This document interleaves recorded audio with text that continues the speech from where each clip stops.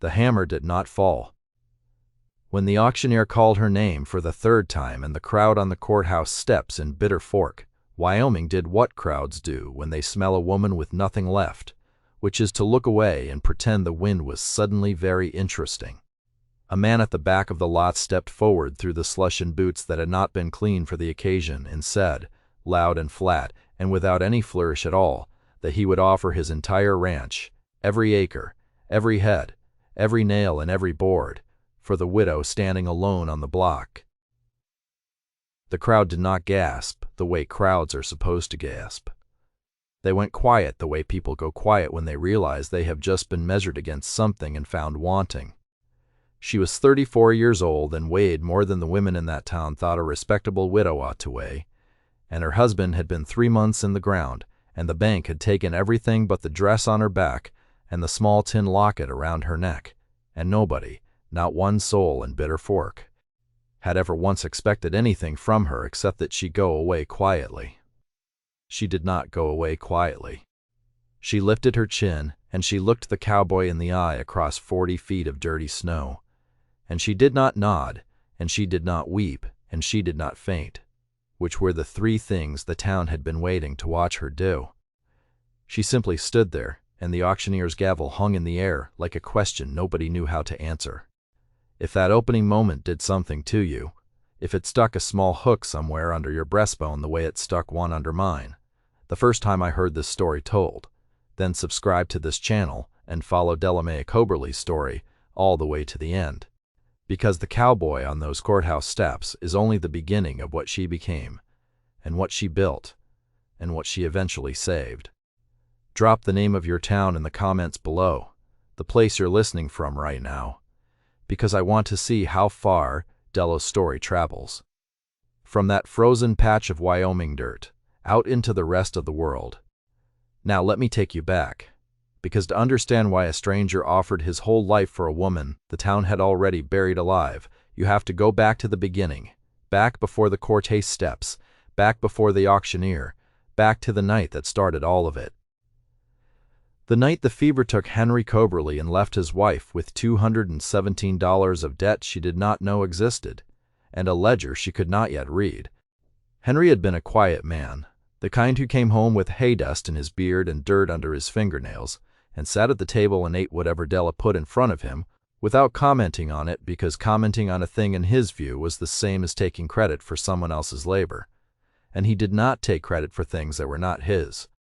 He had married her 7 years earlier out of a mail-order arrangement that began as a single sheet of cheap paper folded 3 times, and arrived at the boarding house in St. Louis, where she had been working as a kitchen girl after her father lost the bakery. And the paper had said in handwriting that slanted hard to the right, that a homesteader in Wyoming Territory needed a wife who was not afraid of hard work and did not require pretty words, and Della, who at 27 had already been told by 3 separate matchmakers that her figure made her unmarketable and her quiet made her dull, had written back the same day. She had not lied in her letter. She had told him she was heavy-set and plain, and that the only things she knew how to do well were cook, keep books, and read the weather off the back of her own neck the way her grandmother had taught her in the Ozarks before the cholera summer. Henry had written back 2 weeks later with a train ticket and 1 line, which was that none of those things sounded like a problem to him, and she had folded the ticket into her Bible and gone. 7 years. 7 years of a small good life in a small good cabin 2 miles north of Bitter Fork, with a kitchen garden she kept alive through frost by sheer attention, and a flock of laying hens she could call by name, and a husband who, on the rare evenings he spoke at length, told her stories about cattle in a voice so low it sounded like he was confessing them. 7 years. And then a fever in November, the kind that came up out of the creek bottoms when the weather couldn't decide what it was. And Henry, who had never been sick a day she had known him, was gone in 4. She buried him herself, with the help of 2 neighbors and the Lutheran minister from town, and she stood at the graveside in the only black dress she owned, which had been her mother's and pulled tight across the shoulders, and she made herself a promise right then, standing in the wind with her hands folded in front of her and the dirt going dark on the new mound. She would never again let her life depend on another person staying alive. she would never again hope for a soft landing. She would carry herself, and what she could not carry she would set down, and she would not weep in front of anyone ever again as long as she lived. That was the vow. She kept it for exactly 11 weeks. The trouble started the morning after the funeral, when a man she had never seen before came up the wagon track in a dark coat that did not belong in cattle country and introduced himself as Mr. Linus Pell of the Cattlemen's Trust and Mercantile out of Cheyenne, and asked with the kind of practiced sorrow that sat on his face the way powder sits on a biscuit, whether he might come in for a moment to discuss the small matter of the late Mr. Coberly's outstanding obligations. She had not known there were obligations. She made him coffee because that was what you did, and she sat across from him at her own kitchen table while he produced from a leather case a thick stack of papers covered in figures she did not at first understand. And he explained in a voice so smooth it sounded oiled that Henry had taken 3 loans against the property over the last 2 years, 2 for cattle and 1 for the barn roof, and that the total, now standing with interest, came to a hair over $2,100, and that the trust was of course prepared to be patient, but patience had its limits, and perhaps, given her circumstances, she might consider an arrangement. The arrangement, he said, was simple. The trust would purchase the homestead from her outright for $400, which was, he assured her, more than generous given the encumbrances, and she would walk away free and clear, with enough to begin again somewhere more suitable to a woman alone. He used the words "more suitable" twice. He smiled both times. She told him she would think on it. She did not tell him that her hands had gone cold under the table, or that she had counted, while he talked, the 17 small blue flowers stitched into the edge of the tablecloth her mother had made, 1 by 1, 3 times around, because counting was the thing she did when her chest went tight and she could not let it show. She walked him to the door. She watched his buggy turn at the gate. She went back inside and she sat down in Henry's chair, which still smelled faintly of him, and she opened the ledger he had kept in the bottom drawer of the bureau, the one she had never been invited to look at because Henry had said kindly that figures gave her headache, which had not been true, but had been the kind of small protective lie a husband tells when he does not want his wife to worry. She read the ledger by lamplight until the lamp guttered. She read it again at dawn. And by the time the sun was full up over the eastern ridge, she knew 3 things that Mr. Linus Pell of the Cattlemen's Trust and Mercantile had not wanted her to know. The first was that Henry had only ever taken 1 loan, not 3, and it had been for $600, not $2,000. The second was that he had been paying it down faithfully every quarter, and that the remaining balance, by her count in Henry's neat columns, was no more than $217. The third was that the signatures on the 2 additional loans in Mr. Pell's papers, which she had glimpsed upside down across the table, had not looked like Henry's hand at all. She closed the ledger. She put it back in the drawer. She did not sleep that night, and she did not weep, but she sat in the dark of the front room with her hand wrapped around the small tin locket at her throat, the one her mother had given her the day she left St. Louis, and she rubbed the warm, soft edge of it with her thumb in the slow, steady circle she had been making since she was a child, and she counted the ticks of the mantel clock until the count went past 400, and she lost her place and started again. She did not yet know the name of the cowboy who would, 11 weeks later, stand at the back of an auction crowd and offer everything he owned for her. She did not yet know that the ledger in the bottom drawer was the first thread of a rope she would spend 3 months braiding in secret. She knew only that a man in a dark coat had come to her kitchen and lied to her face and called the lie generosity, and that her husband, who had never once raised his voice to her in 7 years, was not there to defend the truth of what he had signed and what he had not. So she would have to defend it herself. The next morning she put on her boots and walked the 2 miles into Bitter Fork in weather that bit through her shawl, and she went first to the land office, where the clerk, a thin, nervous man named Aldrich who had known Henry, told her, after looking very carefully over both shoulders, that the property deed was indeed still in Henry's name and now hers by widow's right, but that a lien had been filed against it by the Cattlemen's Trust not 3 days after Henry's death, in an amount of $2,143, and that he, Aldrich, had thought at the time that the figure looked strange, but that it was not his place to ask. She thanked him. She asked him if he would, as a personal kindness, make her a clean copy of the lien filing and of the original deed, and he hesitated. And then he did, because he had liked Henry and because there was something in the way she asked, plain and quiet and without any pleading in it, that made it hard to refuse. She folded the papers into her Bible alongside the old train ticket, and she walked back out into the cold. She went next to the small bank on the corner of Main and 2nd, where she had no account and no business, and she asked the teller whether anyone had presented promissory notes signed by Henry Coberly for cashing in the last several weeks.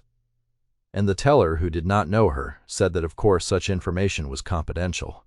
And she nodded and said she understood and left. She went last to the boarding house behind a livery where an old freight driver named Cusp Mahoney took his meals, because Henry had mentioned Cusp once or twice as a man who knew everyone's business and held most of it close. And she paid for a cup of coffee she did not drink, and she sat across from Cusp Mahoney, and she asked him, point blank and without preamble, what he knew about Mr. Linus Pell.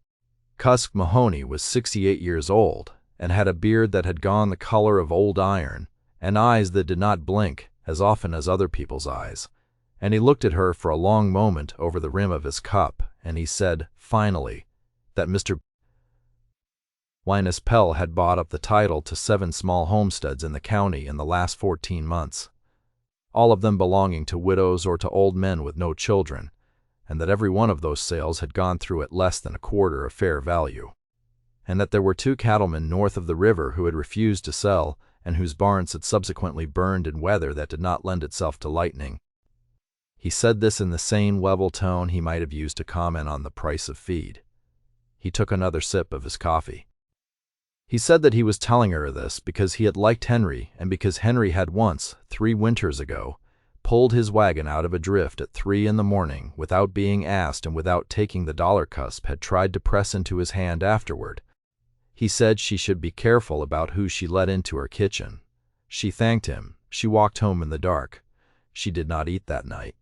She sat at the kitchen table with Henry's ledger open in front of her and the lien copy spread out next to it and the deed copy next to that, and she began in her own small, steady hand to make a 3rd ledger, a private one, in which she set down every fact she knew and every fact she would need to find, and at the top of the first page she wrote, in letters no bigger than a thumbnail, a single line that she underlined twice. The line was that she would not sell, and she would not run, and she would not weep, and she would not lose what Henry had built, and that whoever Linus Pell thought he was dealing with, he was wrong. She did not yet have a plan. She had only the ledger, and the locket, and the counting. It would have to be enough to start. The next 11 weeks were the longest of her life, and they passed in a slow, grinding rhythm of small, careful days, each one of which she marked off in the corner of her private ledger with a small inked tick, because counting the days was the only way she had of believing that time was actually moving. On the 7th day after Mr. Pell's visit, he came back, this time with a second man he introduced as his associate, a younger fellow with very white teeth, and a hat he did not remove, and Mr. Pell sat once again at her kitchen table and explained, with the same oiled sorrow, that the trust had reviewed her case and was prepared, out of compassion for her situation, to raise its offer to $450, and that she would be foolish not to take it. She told him she was still thinking. He told her, smiling, that thinking was a luxury that ate up time, and that time, sadly, was not on her side, because the next quarterly interest payment on the outstanding loans was due in 9 weeks and amounted to $130, which she would of course not be able to pay.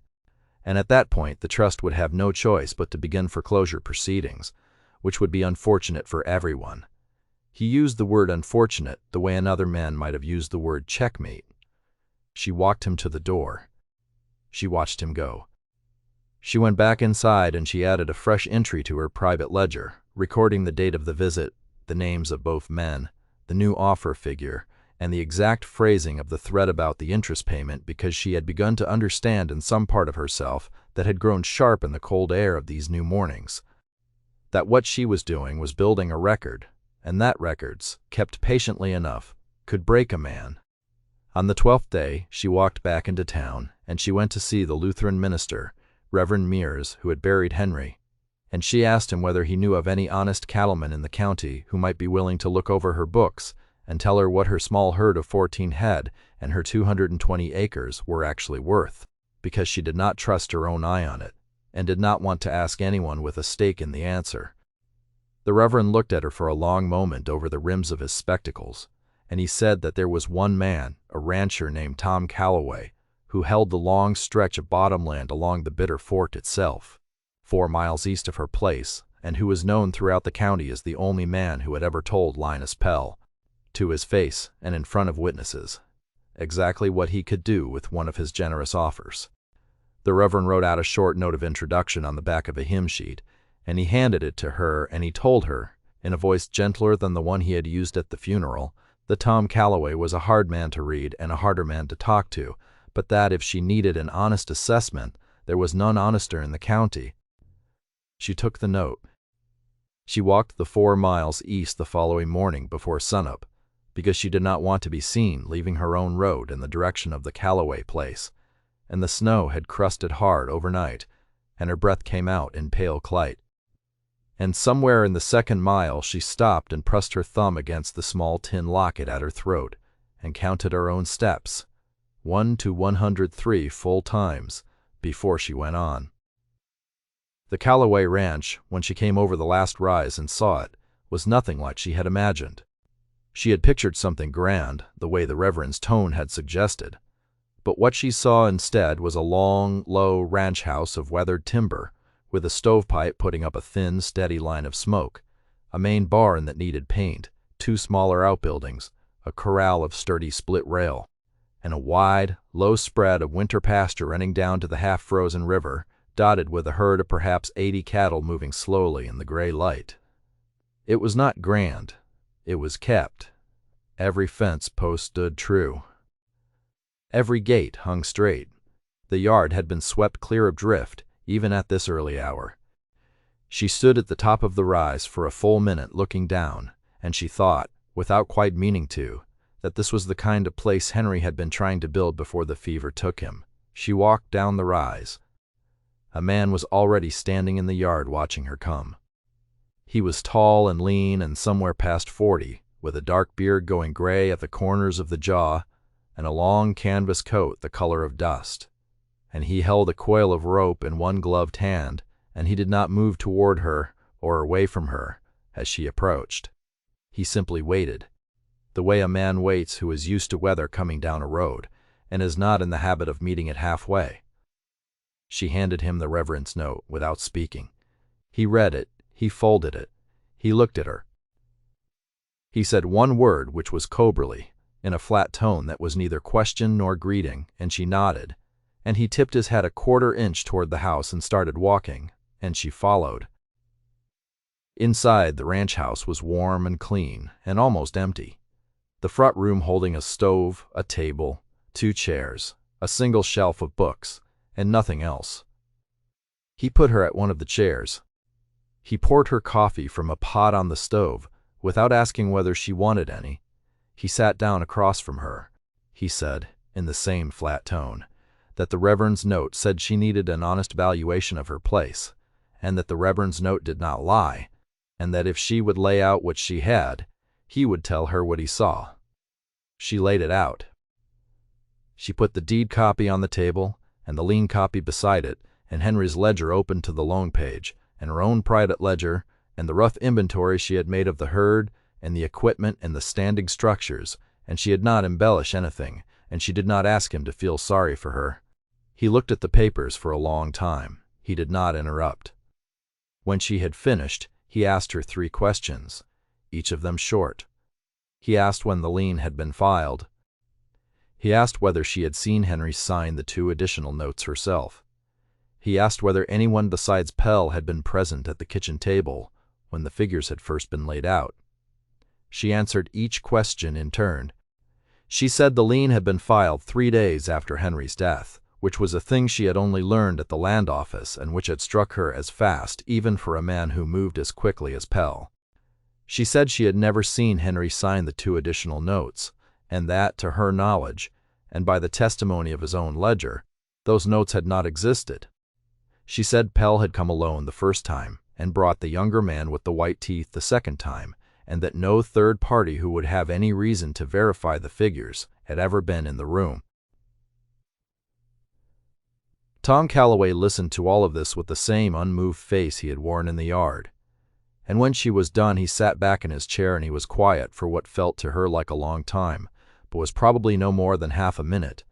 And then he said that her place by his eye and by the figures she had laid out was worth somewhere between $2,200 and $2,600 in a soft market and closer to $3,000 if a man waited for spring, and that the only honest debt against it was the $217 she had already named, and that everything else in Pell's lien was, in his plain opinion. He did not raise his voice when he said it. He said it the same way another man might have said that the weather looked like snow.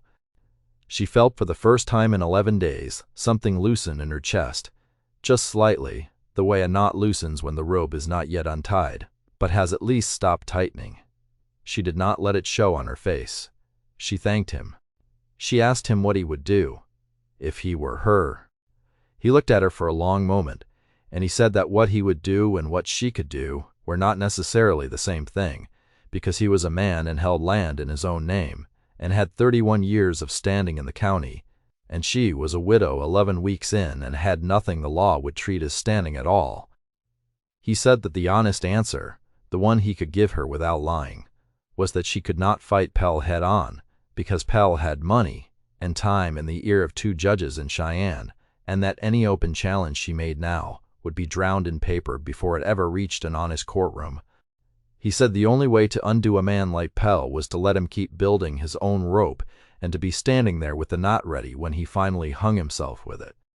He said this without any pleasure in it, the way a doctor names a long illness. She nodded slowly.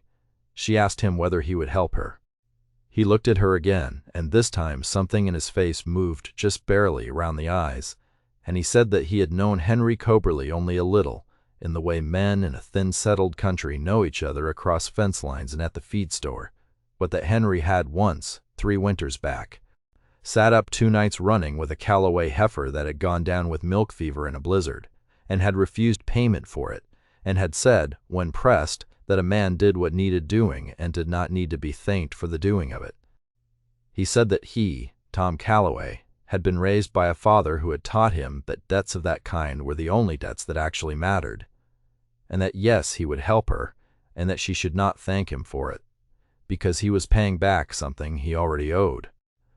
She did not thank him. She understood in the level way he had said it that thanks would have offended him. She asked instead what she should do next.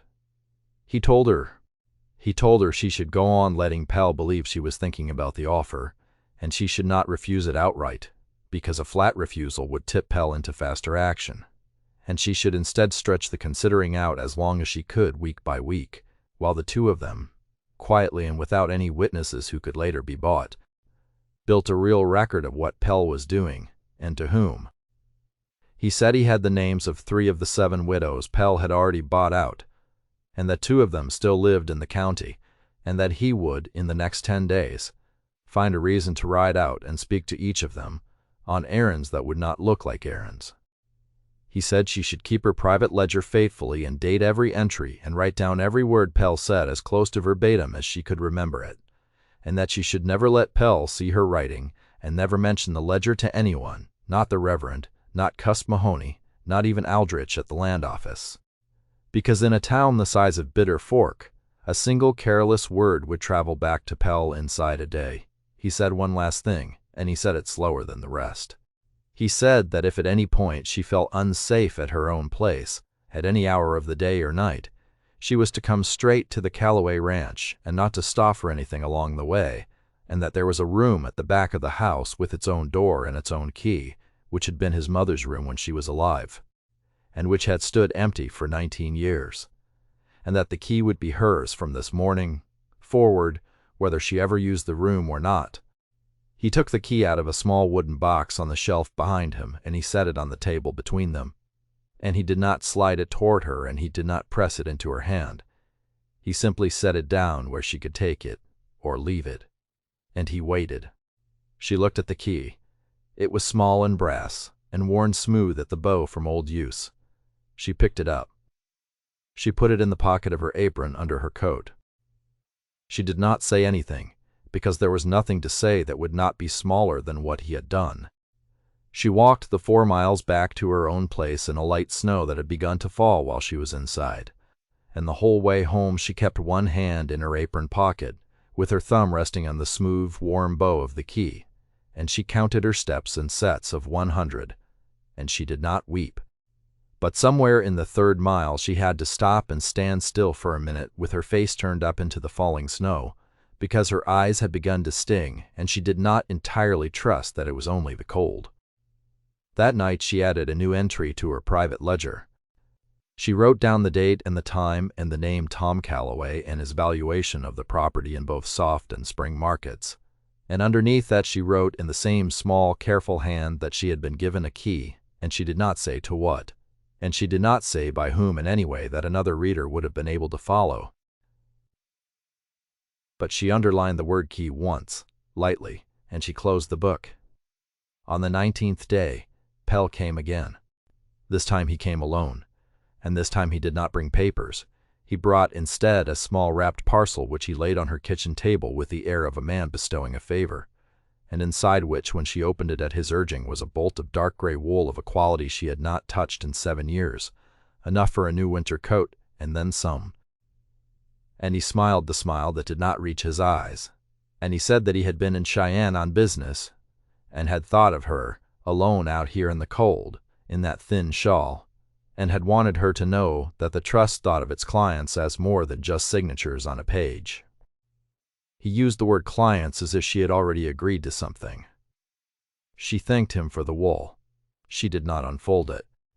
She left it on the table between them, while he sat and drank the coffee she had poured, and explained in the same easy tone that he had been thinking further about her situation, and had concluded that the trust could, in fact, go as high as $500 for the place, which was, he said, an extraordinary number given the encumbrances, and which he was offering only because he had taken a personal interest in seeing her settled somewhere safe and warm. He said the word safe and the word warm, and he let them sit in the air.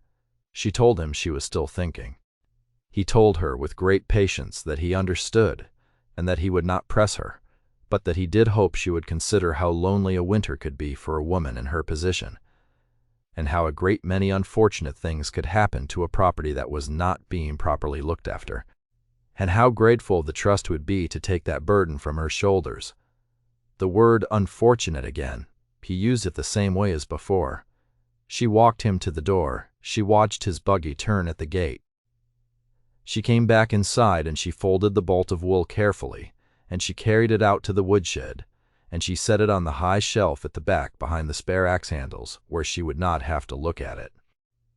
And she came back inside and she opened her private ledger, and she wrote down the date and the visit and the gift and its quality and its likely cost and the exact phrasing of every veiled threat, and she underlined the word unfortunate twice.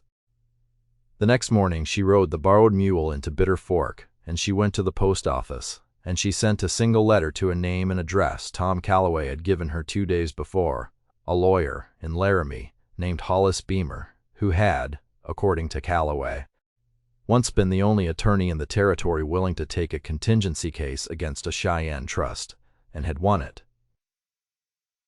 She did not say much in the letter. She said that she was the widow of Henry Coberly of Bitter Fork, and that she believed her late husband's name had been used on loan papers he had never signed, and that she had been advised by a man whose judgment she trusted, that Mr. Grabrish Beamer was a person who might know what to do about such a thing, and that she had no money to pay him at present, but would have, if her claim proved out, in the spring. She signed her name in full, Delamay and Coberly, and she sealed the envelope, and she paid the 3 cents for the stamp out of the small pouch of coins she had hidden under the loose floorboard in the pantry, and she walked back out into the cold. On the 24th day, the first calf was found dead in the lower pasture. She had gone out at dawn to check the herd, the way she did every morning now, and she had found the little black heifer calf, no more than 4 months old, lying stiff in the trampled snow near the south fence line, with no marks on it, and no blood. And the small cluster of cows standing 20 feet off and lowing in the low, confused way. Cattle low, when something has happened that they do not understand. She knelt down beside the calf in the snow. She put her bare hand on its neck. She had grown up around cattle long enough in the Ozarks before the bakery, and around Henry's small herd these last 7 years, to know that a healthy calf did not simply lie down in the snow and stop breathing. She looked at the calf's mouth. She looked at its eyes. She looked at the trampled patch of snow around it. She found 10 feet off near the fence a small mounded pile of what looked at first like spilled grain, and she crouched over it, and she did not touch it, but she leaned close enough to smell it. And underneath the sweet familiar smell of cracked corn, there was a second smell, faint and bitter and not right. The kind of smell that did not belong in any feed she had ever mixed or bought. She straightened up. She stood for a long moment in the cold gray light with her hand on the locket at her throat, and she counted the cows in the lower pasture, all 13 of the remaining adults. And then she counted them again, and then she walked back to the cabin without running, because running would have been visible from the road. And she put on a second pair of stockings and her heaviest coat, and she saddled the mule, and she rode the 4 miles east to the Calloway ranch in a wind that had picked up since dawn. He was in the main barn when she came into the yard, and he came out at the sound of the mule, and he took one look at her face, and he did not ask her what was wrong. He simply asked her where she told him. He went back into the barn and came out 2 minutes later with a small leather satchel and a long wax paper packet, and he saddled his own horse, and they rode back together without speaking, the wind at their backs the whole way. And when they came to the lower pasture, he dismounted, and he walked to the calf, and he knelt down and he did exactly what she had done. Neck, mouth, eyes, snow. And then he walked to the mounded pile by the fence, and he crouched over it, and he smelled it the same way she had, and his face did not change, but something in the set of his shoulders did. He took a small wooden spoon from the satchel, and he scraped a careful portion of the mounded grain into the wax paper, and he folded the paper into a tight square, and he wrote on the outside of it, in pencil, the date and the location, and her name, and his initials, and he put it in the inside pocket of his coat. He stood up. He said one word, which was strychnine, and he said it flat. He said that he had seen it twice before in his life, both times on the property of men who had refused to sell to interests out of Cheyenne, and that whoever had laid this pile had done it badly, because a man who knew what he was doing would have buried it where the cattle would scratch it up themselves and leave no visible mound, and that whoever had come onto her land in the dark had been in a hurry and had been careless, and that carelessness in his experience was a thing a patient person could use. He asked her whether she had a place she could keep the calf intact, out of the weather and away from coyotes, for at least 3 days, because Hollis Beamer, when he wrote back, was very likely going to want a sworn description and possibly a witnessed examination.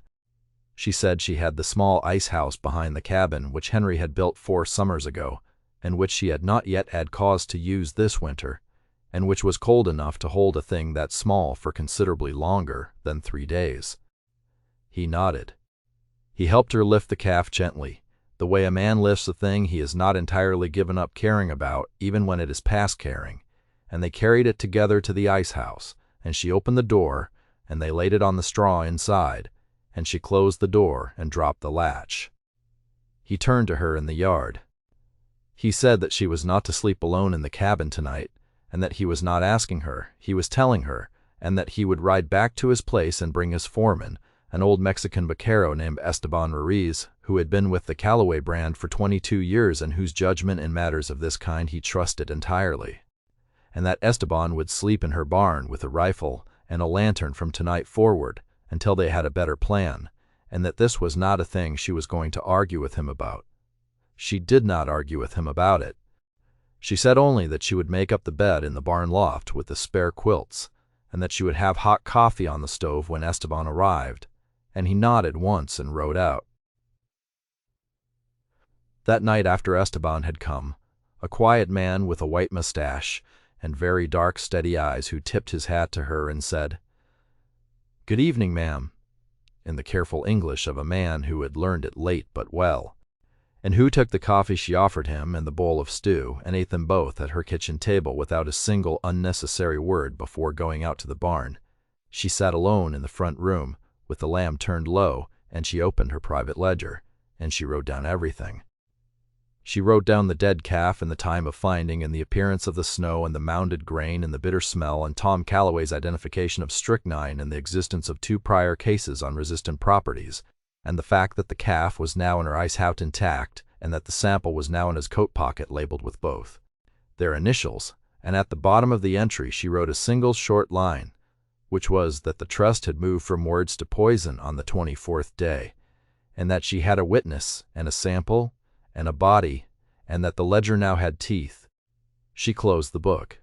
She sat for a long time with her hand on the cover. She did not weep, but she sat very still. And somewhere in that stillness she understood, in the slow way understandings come when you have been refusing them, that she was no longer simply defending what Henry had built. She was hunting. Now she had become, without meaning to, and without anyone in Bitter Fork having the faintest idea of it, a woman who was building a rope of her own, knot by patient knot, and waiting for the right neck to slip into it. On the 28th day, the letter came back from Hollis Beamer, in Laramie. Esteban brought it up from the post office in town, along with a small sack of flour and a tin of coffee, and he handed it to her without comment, and went back out to see to the mule. She opened the letter at the kitchen table. It was 2 pages, written in a hand that was small and crowded, and entirely without flourish, and it said in summary that Mr. Beamer had read her letter twice, and had then made certain inquiries of his own through channels he did not name, and that on the basis of those inquiries he was prepared to take her case on contingency, with no fee payable unless and until a recovery was obtained, and that he would require from her, by return mail and as soon as possible, 4 things. He wanted a clean copy of the original deed and a clean copy of the lien filing, both of which she already had. He wanted a sworn statement from her, witnessed by 2 persons of standing in the county, describing in her own words every visit Pell had made, and every word he had said dated as precisely as her memory and her records allowed. He wanted, if any could be obtained without alarming Pell, the names and present whereabouts of any of the 7 prior widows who had sold under similar circumstances, along with whatever those women would be willing to say, even informally, about how their sales had come about. And he wanted finally a specimen of Henry's actual signature taken from any document predating the alleged additional loans, against which the signatures on those loans could be compared by a hand he trusted in Cheyenne, who did this kind of work for the courts, and who owed Mr. Beamer a favor of long standing. He closed the letter by saying that she should not, under any circumstances, accept any further offers from the trust, nor sign any document presented to her by any agent of the trust, even one labeled as a receipt or a courtesy acknowledgment, and that she should burn his letter after committing its contents to memory, and should address any reply to a post office box in Laramie under the initials H. B. and nothing more. She read the letter 3 times. She did not burn it yet. She folded it and put it inside her Bible, alongside the deed copy and the lien copy and the old train ticket, and she went to the bureau in the bedroom. And she opened the bottom drawer, and underneath Henry's ledger and a small flat tin that had once held tea, she found what she was looking for, which was the marriage certificate from 7 years ago, signed by Henry in the careful, slow hand of a man who had not done much writing in his life, and had taken the doing of it seriously. She held the certificate up to the lamp. She looked at the H and the C of his name, the way the downstroke of the H came almost straight and the loop of the C closed cleanly without hesitation, and she thought of the upside-down glimpse she had gotten of the signatures on Pell's 2 additional notes. The way those H's had leaned hard to the right and the C's had been left open at the top like little hooks. She knew, even before any expert in Cheyenne would say so, that the hand that had signed those notes had not been Henry's hand. She put the certificate back in the tin. She closed the drawer. She walked back into the front room, and she sat down with a clean sheet of paper, and she began to draft the sworn statement. Beamer had asked for, and she did not stop writing until the lamp burned down past midnight, and her hand had cramped twice, and she had filled 4 full pages on both sides in the smallest hand she could manage, dating every visit, naming every witness she could remember even peripherally, and quoting Pell's own phrasings as exactly as her memory could hold them. When she was done, she set the pages aside to dry, and she went out into the yard in her coat and her boots, and she walked across the trampled snow to the barn where Esteban sat on an upturned crate inside the door, with the lantern turned low and the rifle across his knees, and she asked him whether he would be willing. When the morning came, and she had ridden in to find a second witness, to put his name and his mark to a sworn statement of what he had seen with his own eyes, in the lower pasture and in the ice house, and he looked up at her in the lantern light, and he said in the same careful English as before, that he would, ma'am, and that he would do it gladly, because in his long life he had seen many things, and the one he hated the most was the kind of man who poisoned what could not speak for itself. She thanked him. She went back to the cabin. She slept 4 hours, and woke before dawn. The second witness was harder. She rode the mule into town at first light, and she went first to the Reverend, who read through the statement she had drafted with his lips moving slightly and his spectacles low on his nose, and who, when he had finished, looked up at her and was quiet for a long moment before he said that he believed every word of what she had written, and that he would sign it and put his seal to it without hesitation, but that his signature alone would carry less weight in a Cheyenne courtroom than she might hope, because he was known to be her minister and could be painted as biased, and that what she needed in addition to him was the name of someone in the county who had no obvious cause to take her side, and whose word would therefore land harder. She thought about it for a long minute, standing in the cold of his small parsonage parlor with her hands wrapped around a cup of his bitter coffee, and then she said the name Aldrich, because Aldrich, at the land office, had no love for her, and no cause to protect her, and had nevertheless made her copies of the deed and the lien when he had not been obliged to, and because his signature on a sworn statement, as the clerk of the county land office, would carry more weight in court than almost anyone else's in Bitter Fork. The Reverend nodded slowly and said that was a sound choice, and that he would walk over to the land office with her, because Aldrich was a nervous man and would be less likely to refuse if it was put to him by 2 people at once. They walked over together. Aldrich was at his desk, and he looked up when they came in, and his face did a small unhappy thing when he saw the Reverend with her, because he knew immediately, the way a man knows, that he was about to be asked for something he would have preferred not to give. The Reverend put it to him plainly. He said that Mrs. Coberly had been the victim of what appeared to be a deliberate fraud against her late husband's name, and that a lawyer in Laramie had taken her case, and that what was needed from Aldrich was a sworn statement, in his official capacity as land office clerk, attesting to the date of the lien filing, the amount of the lien, and the fact that the figures on the lien did not match any prior recorded transaction against the property in his books. Aldrich went pale. He looked at the door. He looked at the window. He looked at his hands. He said, in a voice that was almost a whisper, that he had a wife and 3 children, and that the trust had a great deal of business through his office, and that if it ever came to be known that he had signed such a statement, he would be ruined within the month, and probably worse than ruined, and that he was sorry. He was very sorry, but he could not do it. Della watched him for a long moment without speaking, and then she did something she had not planned to do, which was that she sat down in the chair across from his desk uninvited, and she folded her hands in her lap, and she looked at him steadily, and she said in the same level voice she used for everything now that she understood his fear, and that she would not pretend his fear was unreasonable, and that she was not going to beg him. She said that she would only ask him to remember one thing, which was that there had already been 7 widows in this county before her, and that there would be more after her if Pell was not stopped, and that one day, perhaps not soon but eventually, one of those widows was going to be someone Aldrich knew, perhaps a cousin, perhaps a neighbor, perhaps his own wife, if he were taken before his time, and that on that day Aldrich was going to have to remember whether, when he had been asked, he had signed his name, or whether he had not. She said this without any heat in her voice. She said it the way a person reads aloud from a book, and then she stopped talking, and she did not look away from him, and the small room was very quiet, for what seemed like a long time. Aldrich took off his spectacles. He polished them with a handkerchief that shook slightly in his hand.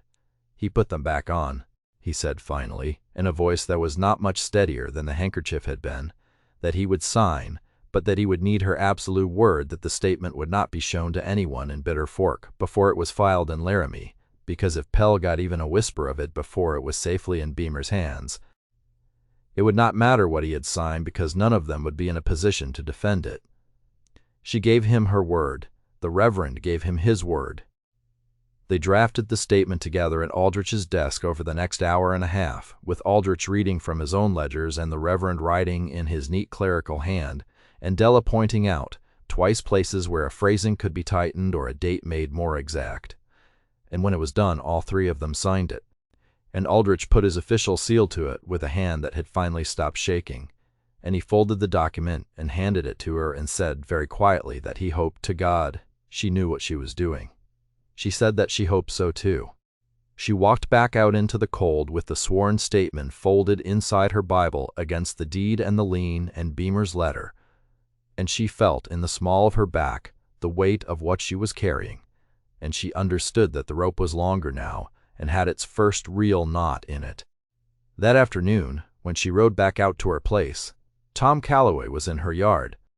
He had come over from his own ranch, on his own horse, with a second man she had not met before, a young fellow no more than 22, with sandy hair and a face still half boy, and Tom introduced the young man as his nephew Wesley, who had come up from Nebraska 6 months ago to learn the cattle trade and who, as Tom said, the best young hand he had seen come through the country in a decade. Wesley pulled off his hat when he was introduced and said "ma'am," in a voice that cracked slightly on the syllable, and Della saw him flush at his own cracking, and she found herself, for the first time in 11 weeks, almost smiling. Tom said that he had brought Wesley over because Esteban was needed back at the Calloway place for a calving that had started overnight, and that Wesley would be sleeping in her barn from tonight until further notice, with the same rifle and the same lantern and the same instructions, who was young, but who was steady, and who did not sleep heavily, was not a person any night intruder would find it easy to get past. He said this in the same flat tone he said everything in, but Della noticed that he laid a hand briefly on Wesley's shoulder when he said it, and that Wesley straightened a quarter-inch under the hand without seeming to know he had done it. She thanked them both, she made them coffee, she showed Wesley the loft and the spare quilts. She gave him a tin of biscuits she had baked that morning and told him, plainly, that if he heard or saw anything at all in the night, anything that did not fit, he was to fire one shot into the air and not wait to see what it was because the time for being polite about the situation had passed. Wesley nodded very seriously and said "yes, ma'am," and Tom, watching the exchange from the doorway, gave a single small nod of his own that Della only half saw and that she understood, anyway, was meant for her. Before he left, Tom asked her, in the quiet of the yard, while Wesley was carrying his bedroll into the barn, whether she had heard back from Beamer, and she said that she had, and she described the 4 things he had asked for and what she had already done about each of them. And Tom listened without interrupting, and at the end he said only that she had done in a single day what most men would have taken a week to do, and that he had no further advice to add at this hour, and that she should sleep tonight if she could, because the days ahead were going to ask more of her than the days behind. He mounted his horse. He looked down at her from the saddle in the failing light. He said, in the same flat tone, that the room at his place still had a key, and that the key was still hers whether she ever used the room or not. And then he turned the horse and rode out of the yard without looking back. She stood for a long moment watching the dark shape of him recede along the wagon track, and she put her hand in her apron pocket, and she pressed her thumb against the smooth, warm bow of the brass key, and she did not weep, but her throat did a thing it had not done since the funeral, and she stood there until the cold had begun to bite through her coat before she went back inside.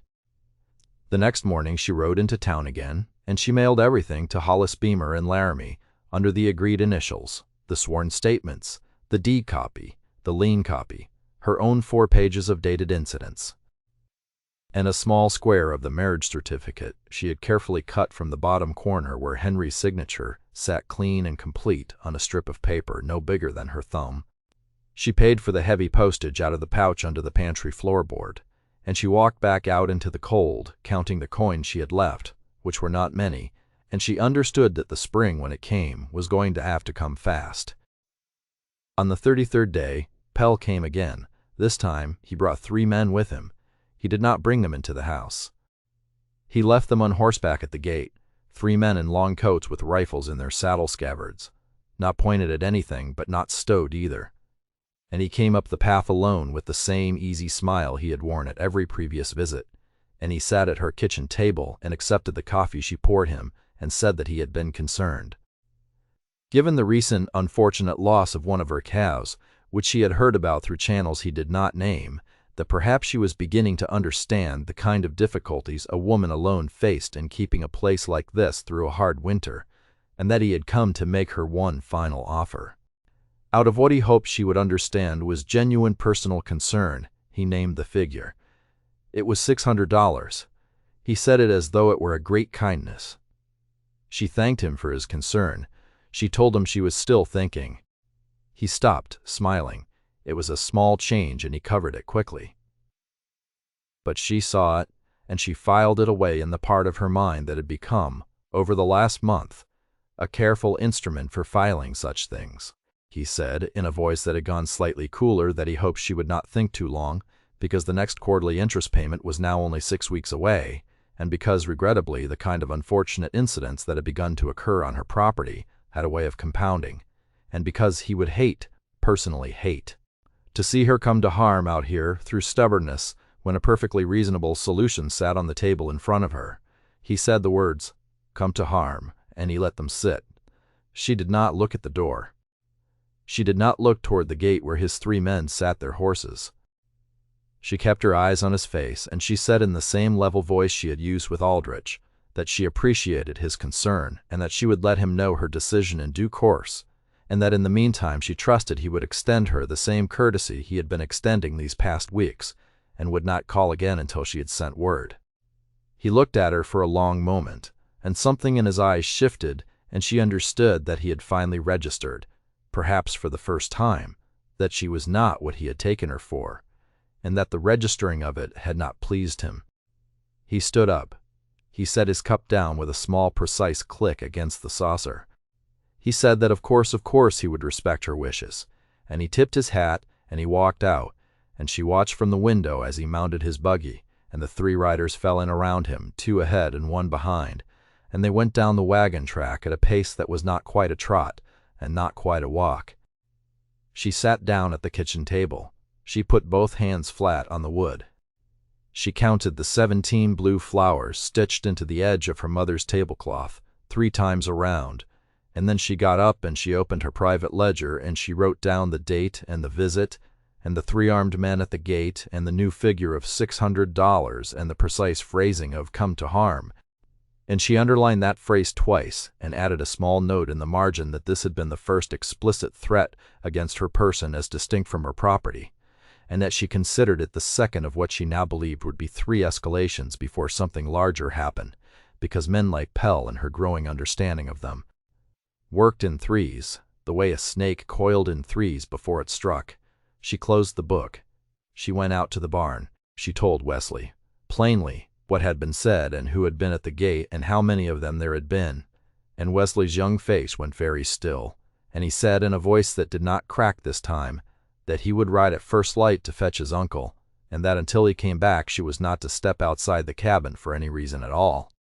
She told him she would not. He rode out at dawn. Tom came back with him before noon, on a horse that had been pushed hard, and he came into the kitchen without knocking, and he stood in the middle of the floor in his long canvas coat, and he listened while she told him everything, exactly as she had told Wesley. And when she was done, he was quiet for a long time, and then he said, in a voice that was lower than usual, but no less flat, that the time for her sleeping in this cabin alone or even with a hand in the barn had passed, and that she was coming back to the Calloway place with him this afternoon, and that her stock would be moved over to his winter pasture by tomorrow night. and that the cabin would be locked and shuttered and looked in on daily by Wesley or Esteban, and that this was not again a thing she was going to argue with him about. She did not argue with him about it. She said only that she would need an hour to pack what she could carry and to set the cabin to rights.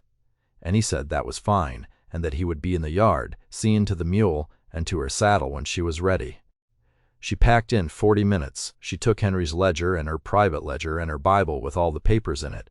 She took the small tin from the bottom drawer with the marriage certificate and the few other documents of her old life. She took 2 changes of clothes and her mother's tablecloth and the small wooden box of Henry's that had held his pocket watch and his father's pipe and a lock of his sister's hair from before she had died as a child. She took the locket from around her neck, and she held it for a moment, and then she put it back on, because that one was not going into any box. She did not take the bolt of gray wool from the shelf in the woodshed.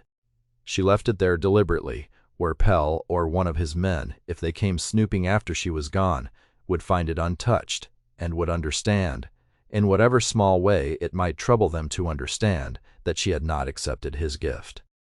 She closed the cabin door, she turned the key in the lock, she put the key in her apron pocket alongside the brass one. She walked out to where Tom Calloway was holding the mule for her in the yard, and she let him help her up into the saddle, and she did not look back at the cabin as they rode out, because looking back would have been a thing she was not yet able to afford. The ride to the Calloway place took a little under an hour at the pace they kept, with Wesley riding ahead and Tom riding beside her, and none of them spoke for most of it. And the snow had begun to fall again in small, dry flakes that did not stick, and somewhere in the second mile Della understood that she had just left the only home she had known for 7 years and that she was riding toward a room she had never slept in a house that belonged to a man she had known for less than a month, and that the only thing that had made any of it possible was that the man riding beside her had 3 weeks ago set a small brass key on a table between them, and had not pushed it toward her, and had not asked her for anything in return. She put her hand in her pocket. She closed her fingers around the key. She counted silently the steady fall of the mule's hooves in the snow, in sets of 103 times through, and by the time she came over the last rise and saw the long, low ranch house with its thin, steady line of smoke going up from the stovepipe, and the kept yard and the straight fences and the wide, low spread of pasture running down to the half-frozen river, she had stopped counting, because she had arrived. The room at the back of the house was small and clean and almost as empty as the front parlor, holding only a narrow iron bedstead with a quilt folded across the foot, a small dresser of dark wood with a porcelain pitcher and basin set on top, a single straight chair pulled up to a window that looked east toward the river, and a hook on the back of the door for a coat. The floorboards were swept. The window was clean. There was no dust on the dresser top. Della stood in the doorway with her small bundle of belongings in her arms, and she understood, without being told, that the room had been aired and swept that morning before Wesley had ridden over to fetch her, which meant that Tom Calloway had already decided, before her own ride into town, before Pell had even arrived at her gate, that she would be sleeping in this room tonight whether she had asked to or not. She set the bundle down on the foot of the bed. She walked to the window. She stood for a moment looking out at the long gray water and at the cattle moving slowly along the bank in the falling snow, and she put her hand against the cold glass, and she let it rest there until the heat of her palm fogged a small oval into the pane. Tom was behind her in the doorway. He had not come into the room, he said, in the same flat tone as always. That supper was at 6, and that breakfast was at first light, and that everything in between was hers to arrange as she saw fit, and that the door had a bolt on the inside as well as the lock, and that the key she already had would lock it from the outside if she ever wanted to be away from the house without anyone going in. He said that Wesley would sleep in the bunk room over the kitchen tonight, and every night going forward, and that Esteban would be in the foreman's cabin out by the corral, as he always was, and that he himself would be in his own room at the far end of the house, which was the room he had slept in since he was 11 years old, and that the wall between his room and hers was a thick one, and that she would not hear him moving about, and he would not hear her. He said all of this in the manner of a man making an inventory, naming the parts of a thing, so there could be no later confusion about what was and what was not included. She turned from the window, and she thanked him. He nodded once. He said that he would be in the barn until supper if she needed anything, and he stepped back and pulled the door closed behind him, gently, without latching it, leaving the latching of it to her. She stood for a long moment looking at the closed door.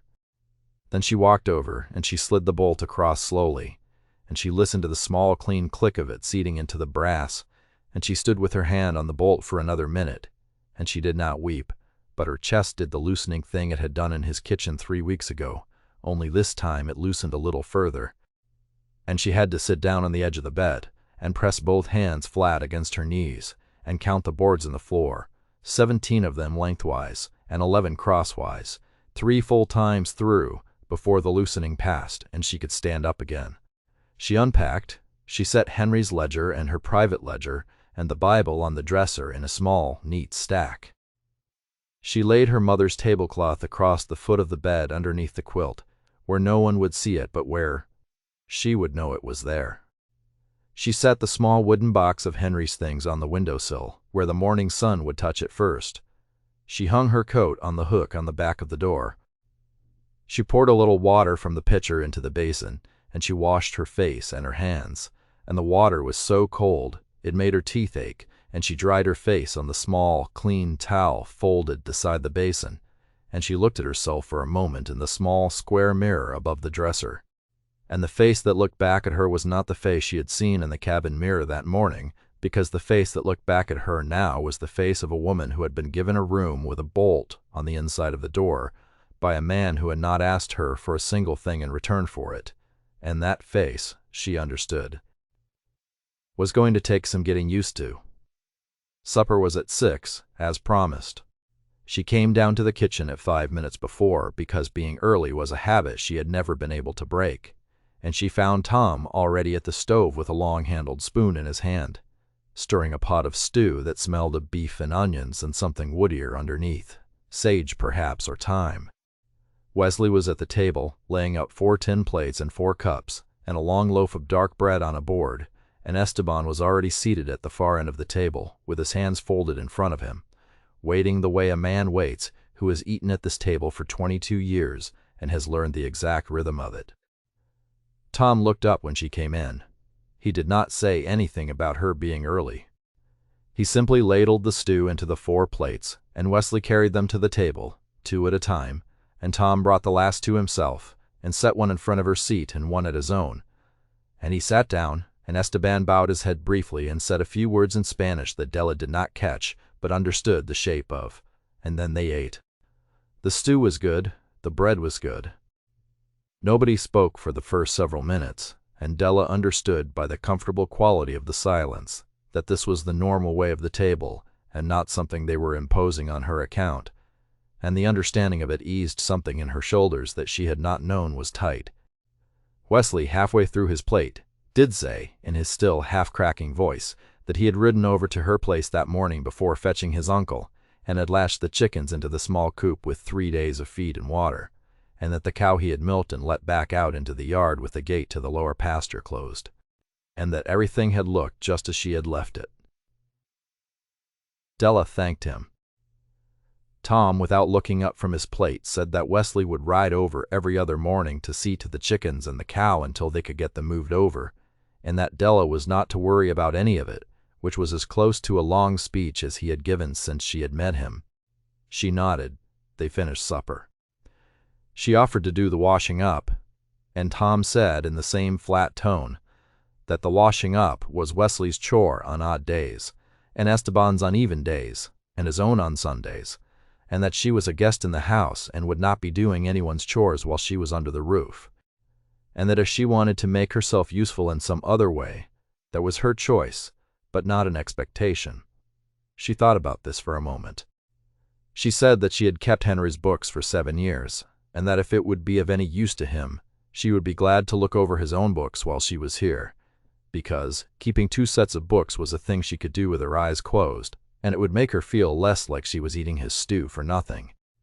He looked at her across the table for a long moment, and something in his face moved, just barely, the way it had moved when she had first laid the papers out on his table 3 weeks ago.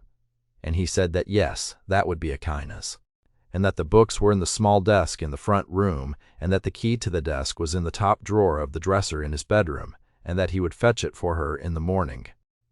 He said this without any apparent recognition of what he had just offered, which was access to every figure of his life. And Della understood, watching his face, that he genuinely did not see it as a remarkable thing, which made it more remarkable, not less. She thanked him. She went to her room. She bolted the door. She slept for 9 hours without waking, which was the longest unbroken sleep she had had since the night before Henry took sick. The next morning she came down to find a small ring of 3 keys on the kitchen table beside her plate, with a folded scrap of paper that said, in a hand she had not seen before, but understood immediately was his, that the largest key was for the desk in the front room, the middle key was for the strongbox inside the bottom drawer of the desk, and the smallest key was for the tack room in the barn where the year's receipts were kept, in a wooden file box on the top shelf, and that she should help herself to all 3 and not bother to return them, because he had a second set of all of them somewhere and could not at this moment remember where. The note was not signed. She put the keys in her apron pocket alongside the brass one and the cabin key, and she ate her breakfast, which was oatmeal and bacon and coffee that Wesley had already poured for her before she came down. And after breakfast she went into the front room, and she opened the small desk and she pulled out the books. And she sat down with them in the light from the front window, and she worked through them slowly, page by page, the way she had worked through Henry's ledger 11 weeks before. Tom Calloway, by the evidence of his own figures, was a careful man and not a rich one. His herd was steady at around 80 head, and had been for 9 years. His expenses were modest and consistent, and he paid his hands well by the standards of the county. He carried no debt against the land, and had not for 7 years, since he had paid off the last of what he had owed on the lower 40 after his father died.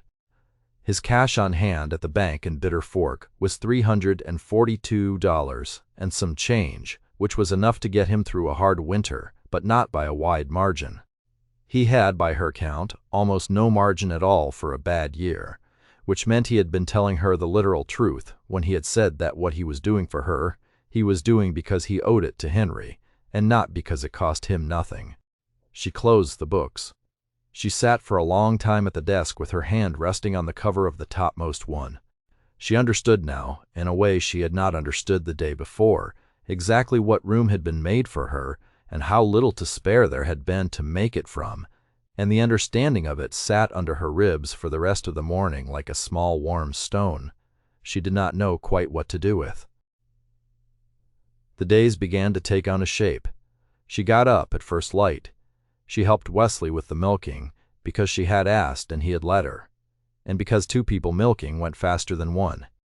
She made breakfast for the 4 of them because Tom, after the 3rd morning, had said in the same flat tone that her biscuits were better than his and that he would not pretend otherwise, and she had taken it for the invitation it was. She worked on the books in the late morning, finding small inefficiencies and recording them in a neat hand on a separate sheet of paper that she left on the corner of his desk each evening, for him to read if he wanted to, and ignore if he did not. She walked down to the river in the early afternoons when the weather permitted, sometimes with Wesley and sometimes alone, and she watched the cattle and she watched the water, and she began, without quite meaning to learn the herd one by one, the way she had learned Henry's small herd until by the end of the 2nd week she could pick out, at 50 paces, the old brindle cow who limped slightly on the left fore, and the young red heifer who would not drink unless she could see the bank on both sides of her, and the small black bull calf who had been born during her first night in the house, and who had a star on his forehead the exact shape of a thumbprint.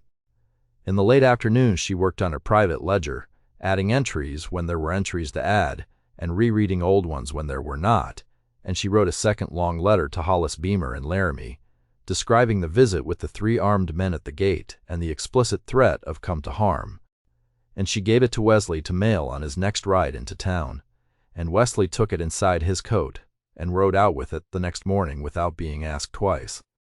In the evenings, after supper, the 4 of them sat for a while in the front room around the stove, and Esteban whittled small wooden figures with a knife so sharp it whispered against a wood, and Wesley read aloud from a battered copy of a newspaper that came up from Cheyenne once a week. And Tom mended tack or sharpened a tool, or simply sat with his hands folded on his knees and listened. And Della took up some piece of mending of her own, because Tom and Wesley between them had a great deal of clothing that needed attention, and Esteban had quietly handed her a shirt with a torn cuff on her fourth evening. Arranged. Nobody required her to talk. Nobody asked her about Henry. Nobody mentioned Pell. She found, after the first week, that she had begun to look forward to the evenings, and the noticing of it startled her enough that she had to go back to her room and bolt the door, and sit on the bed and count the floorboards 3 times before she could come to terms with the noticing. On the 41st day, which was her 9th day at the Callaway Ranch, the second letter from Hollis Beamer arrived. Wesley brought it up from town with the supplies and handed it to her in the kitchen, and she took it into her room and bolted the door, and sat down on the bed and opened it. It was 3 pages this time. Mr. Beamer wrote that he had received her sworn statement and the supporting statements from Reverend Mears and Mr. Pa. Aldrich and the witness statement from Esteban Ruiz, and that he had also received the small square of the marriage certificate and had submitted it, along with copies of the 2 questioned signatures on the lien notes, which he had obtained through an intermediary in Cheyenne whose name he would not commit to paper to the hand he had previously mentioned, and that the hand had reported back, after 3 days of examination, that in his professional opinion, the signatures on the 2 additional notes had not been made by the same person who had signed the marriage certificate, and that he was prepared to swear to this opinion in court, if called upon. Mr. Beamer wrote that this finding, taken together with the sworn statements and the documented pattern of Mr. Pell's prior dealings with the 7 other widows of whom he had now located 4 and obtained brief statements from 2, was sufficient in his judgment to file a formal complaint with the Territorial Court at Cheyenne, alleging fraud, forgery, and conspiracy to defraud, and that he intended to do so within 10 days, unless she instructed him otherwise.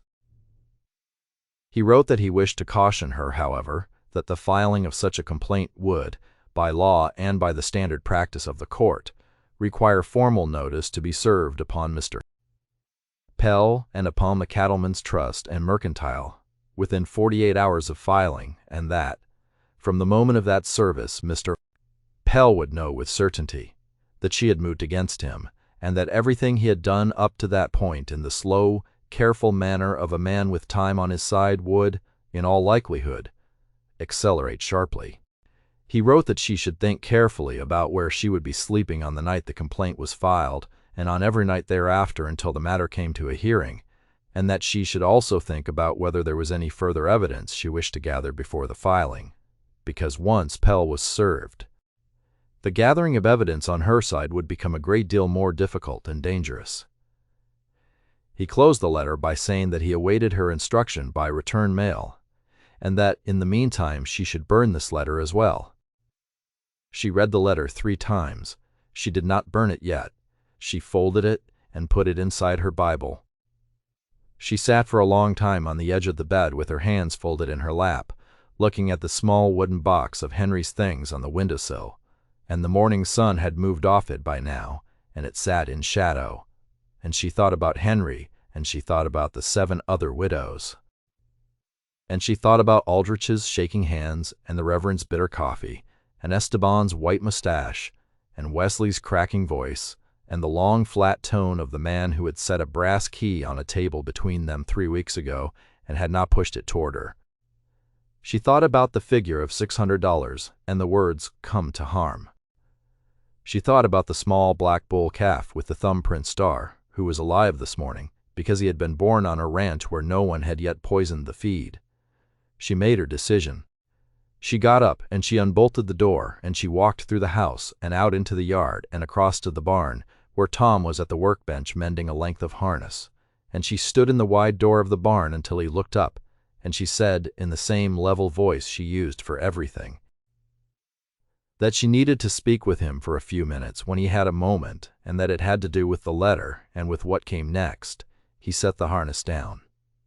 He said that now was a moment. He came over to where she was standing, and he led her without a word to a small, clean corner of the barn, where 2 bales of straw stood against the wall and made a kind of bench, and he sat her on one, and he sat on the other across from her, and he waited. She told him what the letter said. She told him all of it, the handwriting expert, and the 4 widows and the 2 statements, and the intention to file within 10 days and the 48-hour notice, and the warning about acceleration, and the question of where she would be sleeping. She told it the way she had told him about Pell the first time, in order and without embellishment, and he listened without interrupting, the way he had listened the first time. And when she had finished, he was quiet for a long moment, looking down at his hands, and then he looked up at her. He said that the decision was hers, and only hers, and that he would not push her in either direction, but that if she was asking his opinion was that she should tell Beamer to file, and to file inside the 10 days and not at the far end of them. Because every additional day Pell had to operate freely was another day he might do something they could not undo. He said that, as for where she would be sleeping, she was already sleeping in the only place in the county he could guarantee her safety in, and that she should plan on sleeping in that room for as long as the matter took to resolve, which might be weeks and might be months, and that this was not a hardship he was extending to her, but a fact he was naming, and that if at any point she wanted to leave, the door was not bolted from the outside and never would be. He said one more thing, and he said it slower. He said that Pell once served was going to come at the Calloway Ranch as well as at her, because he would understand by then where she had gone and who was sheltering her, and that this was a thing he had already thought about and was prepared for, and that she was not to carry the weight of it on her own conscience, because the choice to shelter her had been his to make, and he had made it freely and without expectation. He said it the way he had said the thing about the key, which was as a fact and not as a favor. And Della understood, sitting across from him on the straw bale in the cold quiet of the barn, that he was telling her she did not owe him for what was about to happen, and that he was telling her this in advance, because he knew that once it was happening, she might begin to believe that she did. She did not weep. She nodded slowly. She said that she would write to Beamer that evening and tell him to file. She said that she was grateful, and she could see him almost flinch at the word. So she said instead that she understood what he was doing, and that she would not forget it, which was a thing he could hear without flinching, and he nodded once, and they stood up. And she walked back to the house through the cold yard, with her hand in her apron pocket on the brass key. And